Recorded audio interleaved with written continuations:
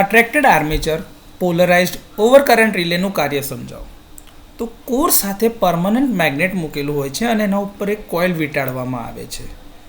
જો વીજ પ્રવાહ કોઇલમાંથી એક દિશામાં પસાર થતો હોય છે તો તેના દ્વારા ઉત્પન્ન થયેલ ફિલ્ડ મેગ્નેટના ફિલ્ડની જો દિશામાં હોય, એટલે કે બંને એક જ દિશામાં હોય, તો કુલ નેટ ફ્લક્સમાં વધારો થાય છે અને મૂલ્ય વધે છે. તેથી આર્મેચર અટ્રેક્ટ થાય છે, એટલે કે આકર્ષાય છે.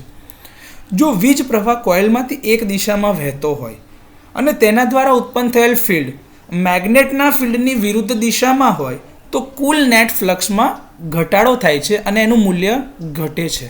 તેથી આર્મેચર અટ્રેક્ટ થતું નથી, એટલે આકર્ષિત થતું નથી. તેથી રિલે કામ કરતી નથી. આ દર્શાવે છે કે રિલે પ્રવાહના દિશા અનુસાર કાર્ય કરે છે, જે સૂચવે છે કે રિલે ડીસી સપ્લાય માટે યોગ્ય છે. આ ઉપરાંત રિલેની સેન્સિટિવિટી એટલે કે સંવેદનશીલતામાં પણ સુધારો થાય છે. પોલરાઇઝ્ડ શબ્દ જ બતાવે છે કે આ પોલારિટી આધારિત છે અને પોલારિટી આપણાને ડીસી સપ્લાયમાં જ મળી શકે છે. એથી આ પ્રકારના રિલે ફક્ત ડીસી સપ્લાય ઉપર જ કાર્ય કરી શકે છે. તો આ રીતે અટ્રેક્ટેડ આર્મેચર પોલરાઇઝ્ડ ઓવરકરન્ટ રિલે કામ કરે છે.